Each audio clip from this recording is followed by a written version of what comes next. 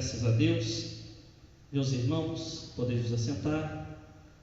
Eu cumprimento a todos com a paz do Senhor Jesus. Agradecemos ao nosso Deus, primeiramente, por essa rica oportunidade, aonde no culto de ensinamento da palavra do Senhor, o Senhor nos concedeu que falássemos hoje em uma data tão especial, como foi anunciado aqui, onde o nosso pastor presidente, pastor Samuel Lopes da Silva, juntamente com a nossa irmã Marlene, já está aqui há 25 anos para a glória do nome do Senhor. E isso é um motivo de muita alegria para nós, em especial, agradecendo a Deus também pela vida dos nossos vice-presidentes também, que se encontram aqui, o nosso pastor Sebastião Reginaldo, que nos fez o convite. Agradecemos a Deus por todos esses homens de Deus e por toda a diretoria desta igreja, por todo o ministério. Nós agradecemos a Deus por esta oportunidade tão maravilhosa que Ele tem nos concedido. Meus irmãos, eu confesso que busquei no Senhor uma palavra para que nós estudássemos hoje. E vivemos em dias difíceis, aonde o mundo ele tem estado em crise. Estamos verdadeiramente numa crise global, e contra fato não tem argumento. Nós estamos vendo um dos sinais do fim dos tempos. Mas eu me lembro que alguns anos atrás, aqui no templo, estudando a palavra, com o nosso pastor Nelson ministrando aqui, ele disse que no calendário, ou no dicionário, melhor dizendo, chinês, a palavra crise, ela quer dizer oportunidade. Possivelmente tem uns 5 anos atrás, e eu nunca mais esqueci, porque verdadeiramente nós precisamos, em momentos difíceis, buscar no Senhor oportunidades.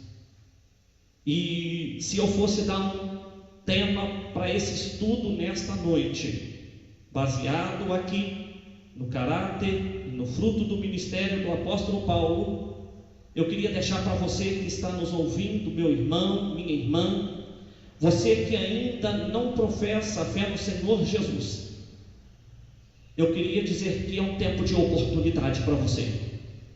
É um tempo de oportunidade para a igreja do Senhor nesses últimos dias na terra dos viventes. Dizemos isso por causa dos sinais que estão tão evidentes. A qualquer momento o Senhor Jesus vai retirar a igreja, pastor Kleber. Isso é tão iminente, meus irmãos, que nós precisamos estar atentos. E com a ajuda do Espírito de Deus, usaremos esse texto nessa noite para dizer para mim e para você que é tempo de oportunidade. Em meio à crise no mundo, é tempo de oportunidade para termos as nossas vidas alinhadas com o nosso Senhor Jesus Cristo. Graças a Deus por isso.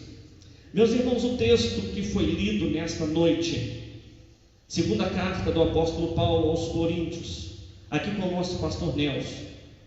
Rapidamente eu gostaria de estar dando uma pequena introdução, até porque o tempo ele é pequeno, então não vou aqui esgotar a introdução no que diz respeito à cidade de Corinto, sua localização, mas rapidamente eu gostaria de lembrar para os irmãos que a cidade de Corinto, ela ficava em um local estratégico, A cidade de Corinto, ela situava-se sobre uma faixa estreita de terra que unia o norte e o sul da Grécia. Quando nós pegamos ali o mapa da Bíblia, nós achamos realmente aquela faixa de terra onde era e estava localizada a cidade de Corinto. E esta cidade, para o povo daquela região, para os povos do Mediterrâneo, era muito frequentada por causa dos comércios, era via fácil. E diga-se de passagem que o apóstolo também aproveita isso como uma arma, ele aproveita isso como uma maneira favorável de anunciar e de pregar o Evangelho. Era uma cidade estratégica. Pois bem, mas a segunda epístola aos Coríntios, ela tem uma particularidade. A epístola aos Coríntios, das 13 epístolas do apóstolo Paulo, é a mais bibliográfica, ou seja, traz o teor da biografia, da vida do apóstolo Paulo, quando ele fala dos próprios sentimentos dele. E quando nós vemos logo no começo da segunda carta, e alguns chamam até da carta do choro, porque ele com lágrimas, ou a carta das lágrimas, porque ele escreve chorando essa segunda carta.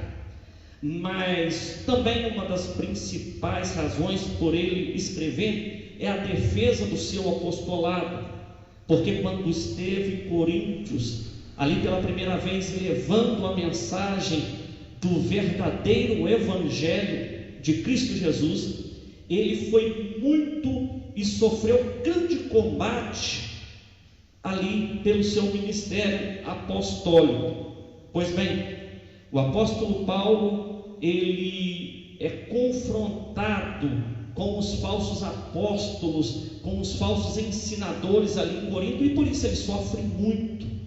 O apóstolo Paulo sofre muito, e essa segunda carta ele vai verdadeiramente trazer essa particularidade, quando ele começa também no seu capítulo 1 da segunda carta aqui, ele vai relatar sobre a viagem, a dificuldade que ele teve de praticamente perder a esperança da vida. Ele perde a esperança da vida e não vê mais solução alguma, até Deus mostrar para ele que Deus estava no comando da história.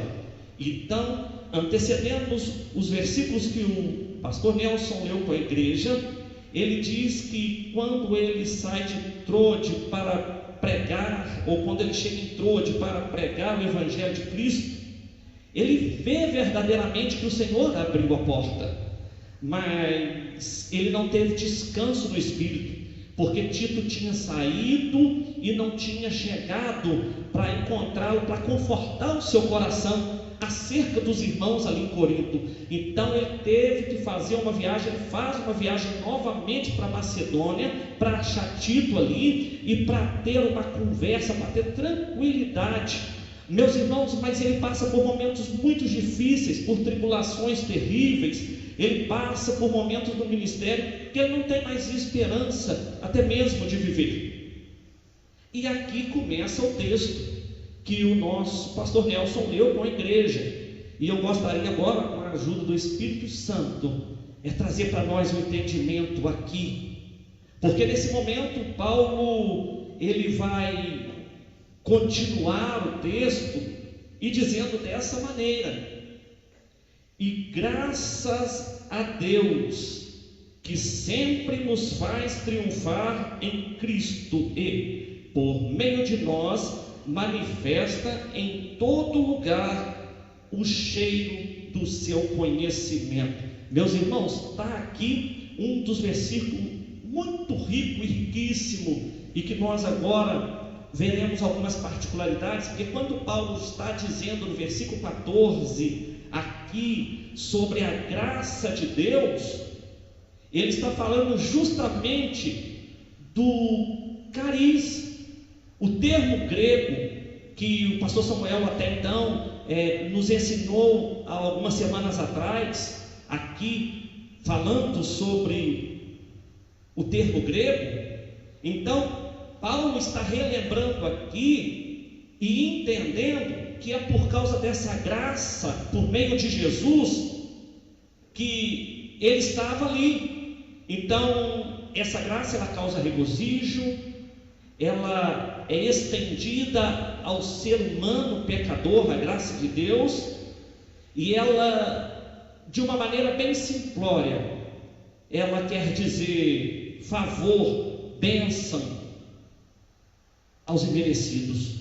Nós não merecíamos. Paulo entende essa verdade e ele começa dizendo graças a Deus, ou seja, reconhecendo esse favor, reconhecendo esse regozijo, porque agora o coração dele já estava tranquilo, já tinha encontrado contido. Ele só vai falar lá na frente, no capítulo 7, mas agora ele já está com o coração tranquilo e está regozijando, e por isso ele está verbalizando a graça. E ele continua dizendo que é essa graça que sempre nos faz triunfar. Quando ele usa o termo triunfo aqui nesse texto, Paulo está usando uma figura de um exército romano quando volta do campo de batalha, missionária Débora. E quando o exército volta do campo de batalha vencedor, ele volta também trazendo os prisioneiros, ou volta trazendo aqueles inimigos que foram capturados. E o que Paulo está dizendo aqui, ele está baseando numa parada militar. Quando se acontece, hoje aqui nós conhecemos como 7 de setembro, onde existe aquela parada militar, onde todas as tropas passam em revista ao general, ao comandante, ao coronel. Paulo aqui nesse texto está usando o triunfo, nesse contexto do exército romano chegando da batalha com os inimigos, e os inimigos têm que marchar para honrar aquele general que foi e que venceu aquela peleja e que venceu aquela batalha. Era um momento de estar recompensando o general, aquele de espírito militar romano. Pois bem, nós ainda vemos aqui no texto que ele diz desta maneira: e por meio de nós manifesta em todo lugar o cheiro. Porque enquanto, meus irmãos, o exército desfilava, o exército romano, porque o Império Romano, os irmãos sabem do contexto da época contemporânea, e eles chegavam, quando acontecia o desfile, aquele povo, eles queimavam incenso aos seus deuses, e com isso o cheiro subia, o cheiro agradava aqueles que eram soldados vencedores. Mas e os inimigos que também estavam e que foram capturados? Que tipo de cheiro que era para eles aquele cheiro do incenso? Porque eles, sabendo agora que foram capturados, não era um cheiro tão doce, mas era um cheiro de derrota, era um cheiro também de morte já para eles. Então o apóstolo Paulo está dizendo que por meio de nós manifesta em todo lugar o cheiro do seu conhecimento. E conhecimento no texto aqui, escute, tem a ver com a ciência, com a sabedoria do nosso Senhor Deus, com a sabedoria do nosso Senhor Jesus, tem a ver com doutrina. Aonde ele chegasse, por onde ele passasse, o conhecimento, a doutrina transparecia. Meus irmãos, prestemos atenção. E agora, em meio à crise, em meio às dificuldades tão grandes, Será que nós poderíamos pegar essas palavras do apóstolo Paulo e estar também relembrando ou trazendo para o contexto atual, que graças a Deus, que nos faz triunfar em Cristo Jesus, em uma linguagem, uma metáfora militar, nós hoje como igreja do Senhor não somos diferentes. Nós temos um general de guerra, Jesus Cristo, que está à frente do seu povo. E o Salmo de número 24, ele diz com propriedade, o salmista já dizia lá atrás: levantai, ó portas, a vossa cabeça, porque entrará o Rei da Glória. Quem é esse o Rei da Glória? O Senhor dos Exércitos é seu nome. Meus irmãos, a igreja do Senhor, em momentos difíceis, em tempo de crise mundial, nós somos um povo que triunfa com o Senhor Jesus Cristo, independente de qualquer coisa, independente de Covid-19, independente de crise financeira, independente de crise política. A igreja do Senhor triunfa, triunfa, triunfa e irá triunfar até aquele grande dia. Deus tremendo e poderoso. Aleluia, pastor, por que a igreja do Senhor é triunfante? Jesus disse para Pedro: olha, sobre esta pedra eu edificarei a minha casa, e a porta do inferno não prevalecerá contra ela. A igreja do Senhor é triunfante porque é edificada sobre a rocha. A igreja do Senhor é triunfante porque é edificada sobre a rocha. Será que você pode glorificar o nome do Senhor, meu irmão, minha irmã, que nos ouve? Você que ainda não se decidiu, está passando por momentos difíceis, hoje é a oportunidade de ter um encontro real com Deus, de fazer um concerto com o Senhor, porque Jesus está falando através da sua palavra. Louvado seja o nome do Senhor. A igreja do Senhor é triunfante, a igreja do Senhor segue triunfante, porque é uma igreja que caminha na oração, pastor Kleber, aleluia. A igreja do Senhor é uma igreja que caminha orando, e a igreja que caminha orando, ela segue triunfante. Quando Pedro estava preso, a Bíblia diz que mais, escute isso, os irmãos estavam em constante oração, aonde não tinha expectativa, aonde não tinha saída para Pedro, a igreja ora e o quadro é revertido, porque a igreja que ora é uma igreja triunfante. Louvado seja o nome do Senhor. Meus irmãos, mas essa igreja triunfante, ela carrega uma responsabilidade. Como é que é, pastor? Ela carrega uma responsabilidade. O final e a última parte do versículo 14 diz que nós, ou seja, em todo lugar, o cheiro do seu conhecimento, ou seja, da sabedoria de Cristo, dos ensinamentos, da doutrina do Senhor Jesus, aonde nós estivermos, este cheiro tem que estar presente. Será que isso tem acontecido conosco? Será que nós temos sido o bom cheiro de Cristo, como o apóstolo foi, por onde quer que ele passou, e, ou seja, a igreja tem sido, por onde quer que tem passado? Louvado seja o nome do Senhor. Há 25 anos, para a glória do nome do Senhor, nosso pastor está aqui com a sua família, e eu sou testemunha viva aqui para a glória do nome do Senhor por esses tempos. Há muitos anos, não perdendo o culto de terça-feira, nem o estudo da palavra, nem a ceia aqui no templo central.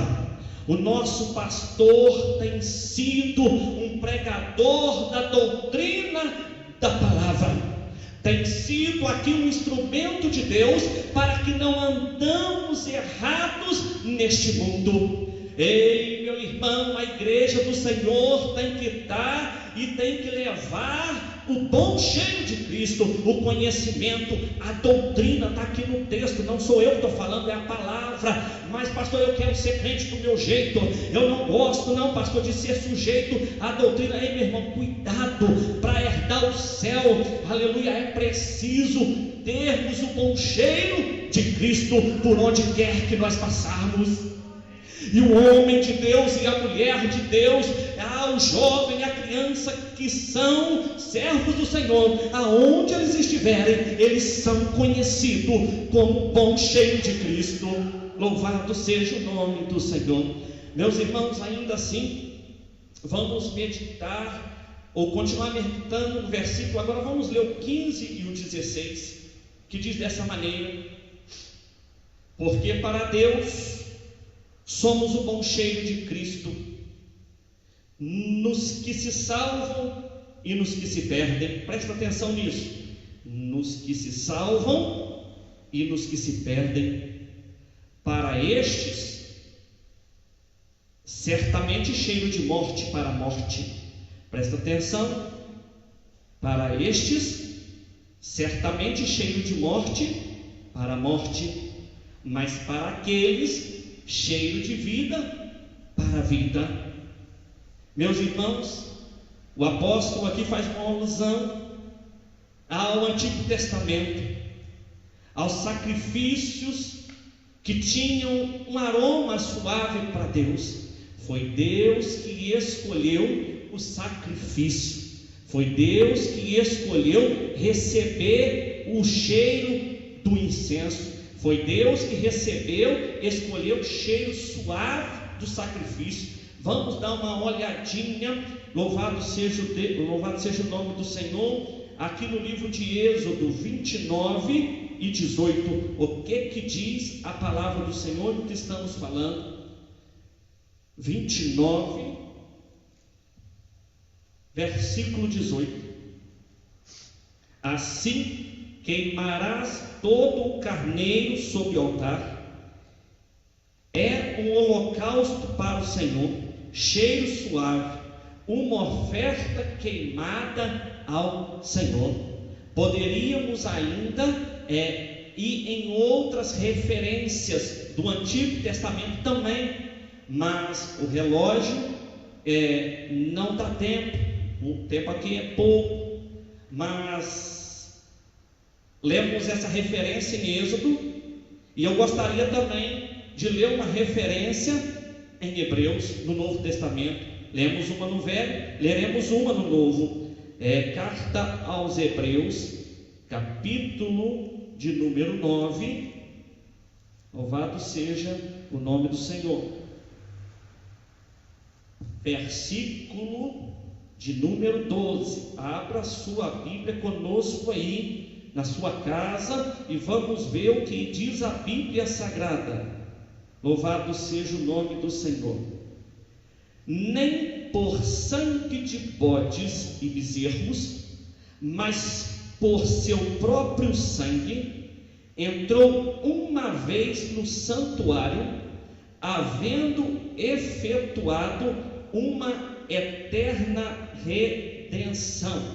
Meus irmãos, preste bem a atenção. Agora, aquele sacrifício do Antigo Testamento, Jesus Cristo veio e aboliu, tornando Ele mesmo o sacrifício vivo. Então, quando Paulo está dizendo aqui, porque para Deus somos o pão cheio de Cristo, ele está reportando, e o autor aos Hebreus está falando com propriedade aqui, de um e o único sacrifício que Jesus Cristo fez por causa de nós, por causa dos homens. Meus irmãos, não existem mais sacrifício. Escute isso: o pão cheio de Cristo Deus recebeu. Louvado seja o nome do Senhor.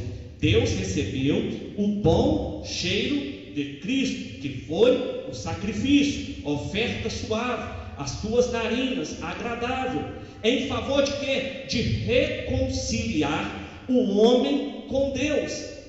Então, presta bem atenção, essa reconciliação, e o apóstolo Paulo está dizendo aqui aos coríntios, nos que se salvam e nos que se perdem. Pois é, pastor Kleber, olha que situação. O bom cheiro de Deus em Cristo, para uns é cheiro para a vida, mas para outros é cheiro para os que se perdem, mas para Deus não faz diferença. Por quê, pastor? Porque Deus amou o mundo de tal maneira que deu o seu único filho. Meu irmão e minha irmã, preste e atentemos bem para este versículo e para a profundidade. Não vai haver mais sacrifício, não vai haver mais nenhum sacrifício. Jesus já fez na cruz do Calvário. Depende de mim, de você agora, para ter uma vida com Deus, para obedecermos os estatutos, os ensinamentos do Senhor Jesus. Não tem mais sacrifício. Será que nós podemos ver? Porque está bem claro, Deus não vai te obrigar, não, Jesus não vai mandar ninguém aí te buscar e te levar para que você obedeça. Esse é um ato voluntário. A graça do Senhor, aleluia, ela é uma graça que te deixa com o mesmo livre-arbítrio que o Deus deixou lá no Éden para Adão. A responsabilidade é minha, a responsabilidade é sua. Louvado seja Deus. Então, pastor, o que eu faço hoje para assumir essa responsabilidade?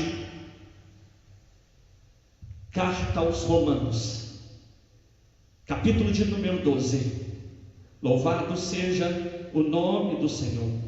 Carta aos Romanos, capítulo de número 12. Vamos ver o que está escrito.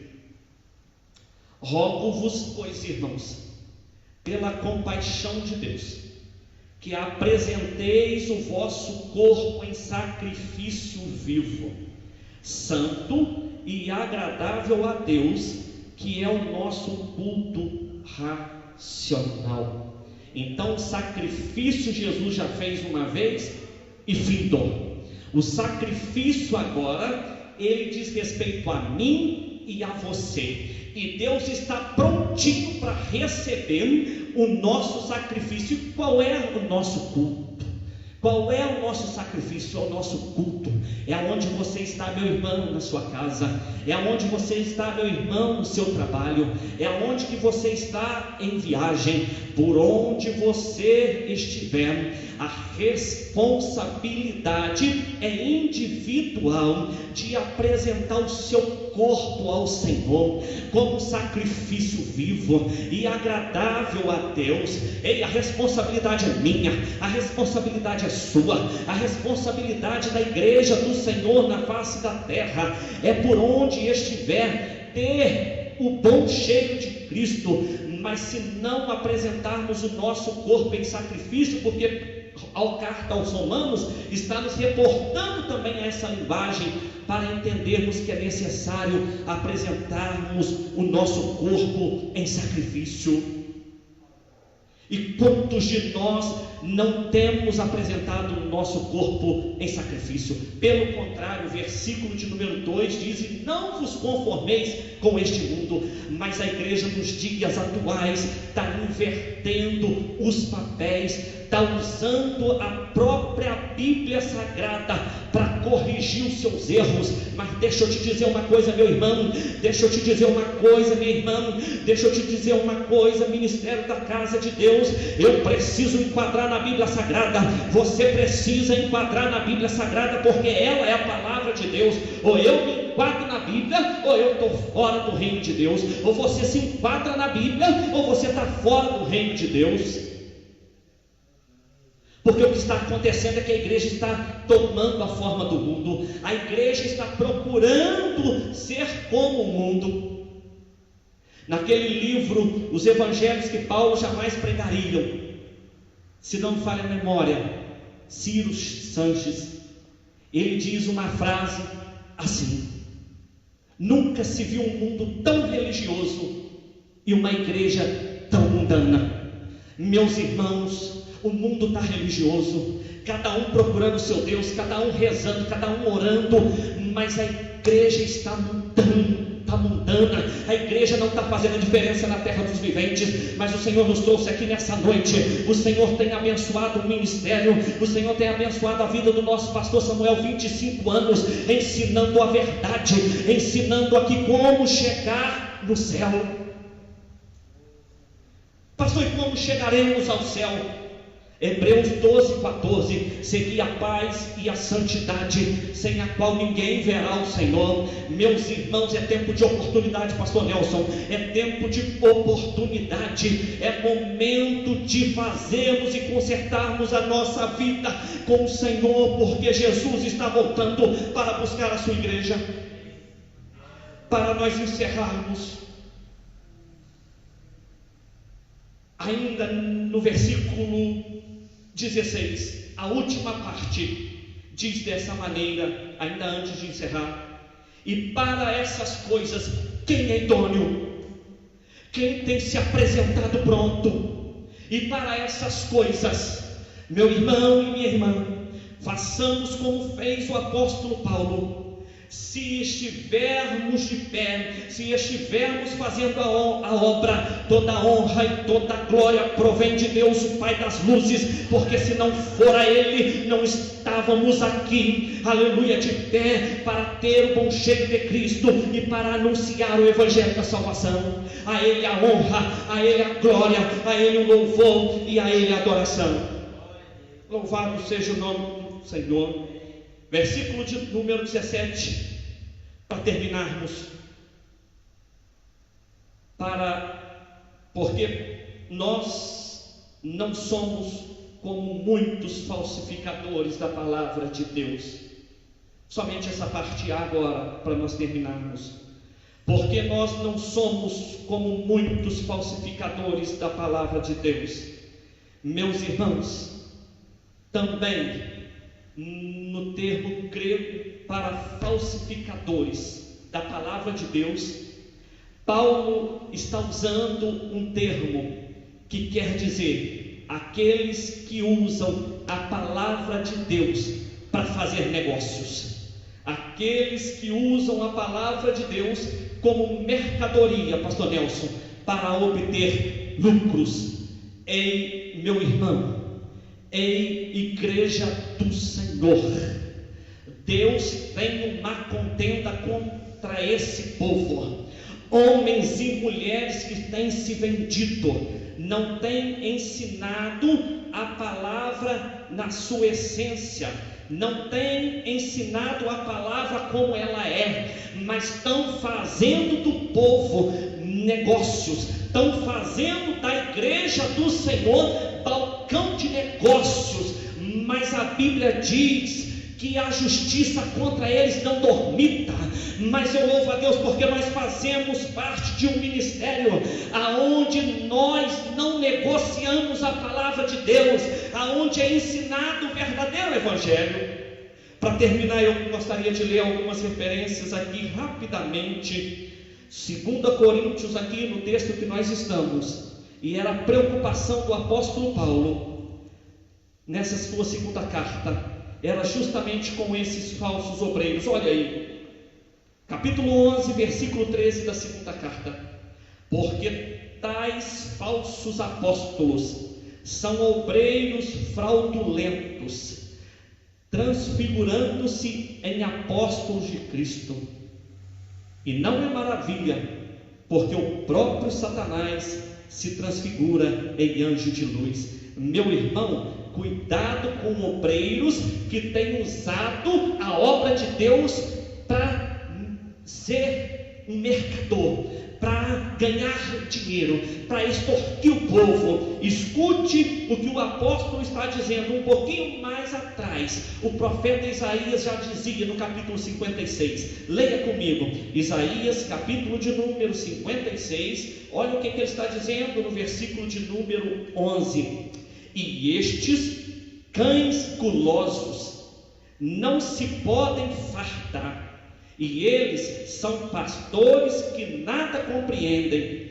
Todos eles tornam para o seu caminho, cada um para a sua ganância, cada um por sua parte. Quem são esses obreiros?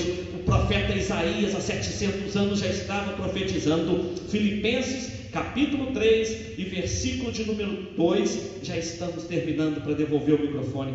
Filipenses capítulo de número 3, olha o que diz o versículo 2: guardai-vos dos cães, guardai-vos dos maus obreiros, guardai-vos da circuncisão. Que o Senhor tenha misericórdia de nós, meu irmão, que o Senhor tenha misericórdia da igreja dele nesses últimos dias, que venhamos falar verdadeiramente a palavra de Deus. Para encerrar, quem são, pastor, esses cães? Quem são, pastor, esses obreiros fraudulentos? Apocalipse, capítulo de número 22, versículo de número 15, está dizendo qual é o fim dos cães, qual é o fim dos obreiros, pastor Elias, fraudulento. A Bíblia está dizendo no capítulo de número 15 de Apocalipse, versículo 15: ficarão de fora os cães, e os feiticeiros, e os que se prostituem, e os homicidas, e os idólatras, e qualquer que ama e comete a mentira. Ei, tempo de oportunidade para nos consertarmos com o Rei da Glória, com o Senhor dos Exércitos, porque a palavra diz: porque nós não somos como muitos falsificadores da palavra de Deus. Aqui nós falamos a Bíblia, aqui nesse altar é ensinado a palavra de Deus, aqui na nossa congregação, nas nossas congregações são ensinadas o verdadeiro Evangelho. Que o Senhor Jesus tenha misericórdia de mim, que o Senhor Jesus tenha misericórdia de você, que nós possamos nos apresentar como um bom cheiro de Cristo para a vida eterna. Porque para Deus, meu irmão, o sacrifício de Jesus Cristo, ele é um bom cheiro, e Deus já recebeu. Agora, para uns, para a vida, para outros, para os que se perdem, para a morte eterna. Mas que nós tenhamos graça, que nós tenhamos e pedimos a misericórdia do Senhor, para que nós possamos nos apresentar pronto, no nome de Jesus. Deus abençoe, e eu quero agradecer aos irmãos pela oportunidade.